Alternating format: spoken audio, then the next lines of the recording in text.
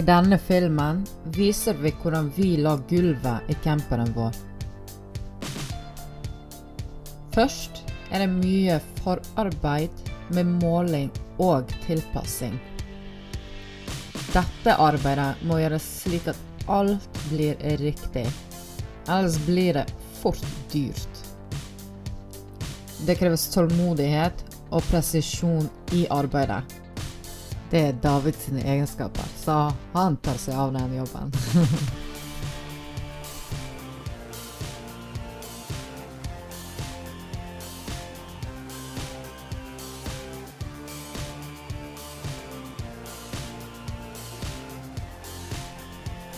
Vi har valgt for å ha på gulvet byggeskum, 25 mm XPS isolasjonsplater og kryssfine plater, 12 mm.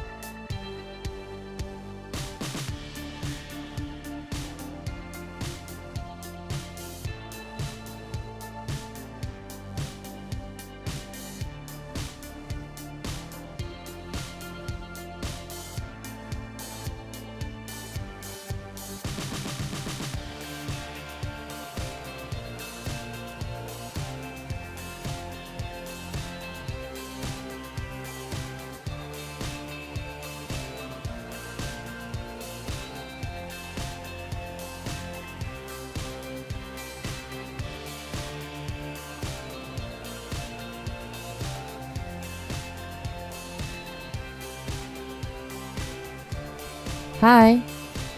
I dag skal vi legge gulvpanel. Og da vi ferdig med gulvet. Så det blir bra. Etterpå tar vi noe for å beskytte gulvet, så kan vi fortsette med vegger og tak.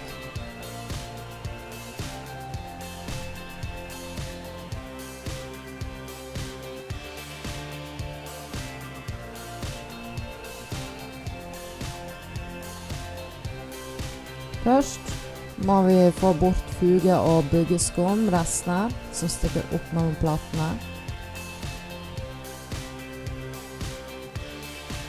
Skruene festet til gulvflaten. I platen hadde vi laget hull og skåret ut ekstra slik at skruehodet kommer ned, for at overflaten blir jevn.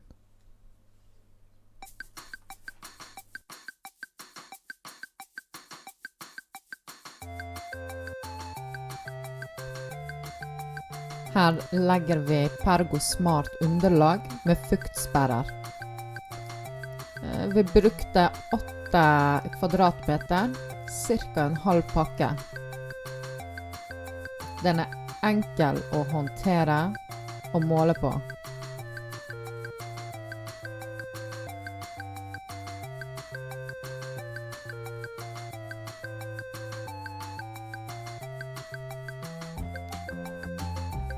Det en enkel måte å få bort det som for mye ved å trykke ned I hjørnet, så vil den dele seg I 2, sånn som dette. Deretter ta tapetkniv og skjær lett gjennom.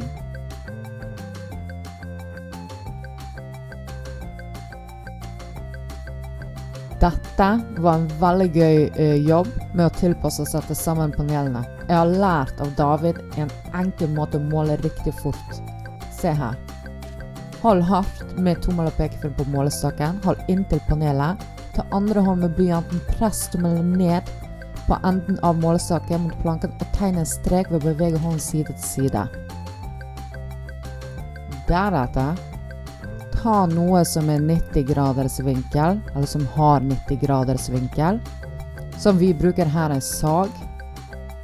Legg inn til streken, og lag en strek tvers over.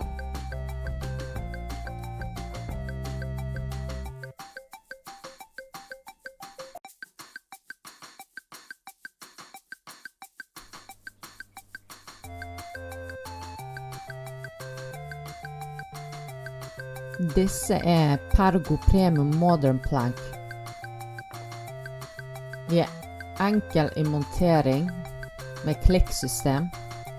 De er bare 4 millimeter, er vannbestandig, og vi brukte 2 pakker til halve gulvet, som vi har planlagt, og det holdt akkurat.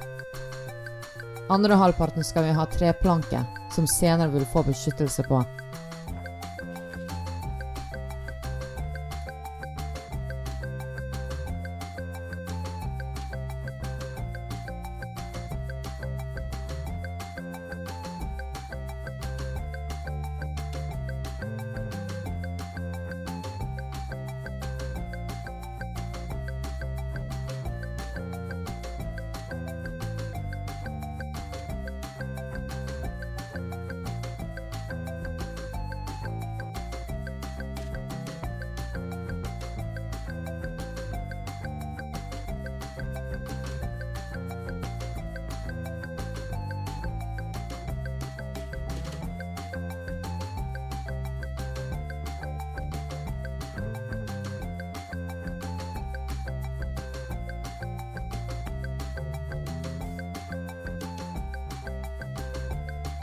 Når alle panelene er lagt, så kjører vi med silikon og vi fuger mellom paneler og veggene, slik at alt er tett.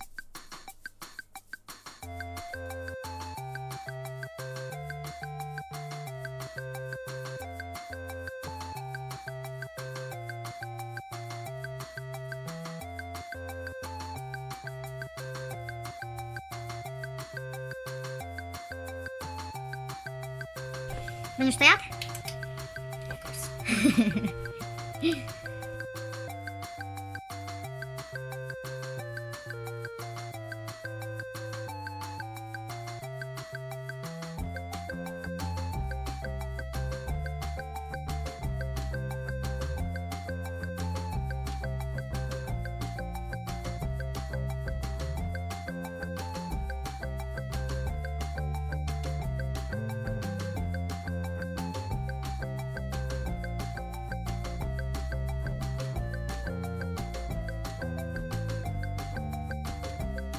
Til slutt legger vi treplater på bakdelen av camperen.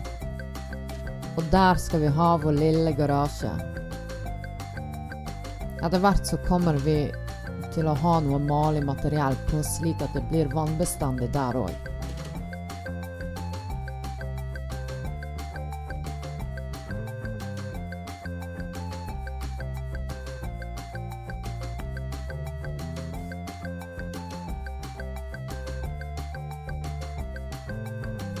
Yes, that's it.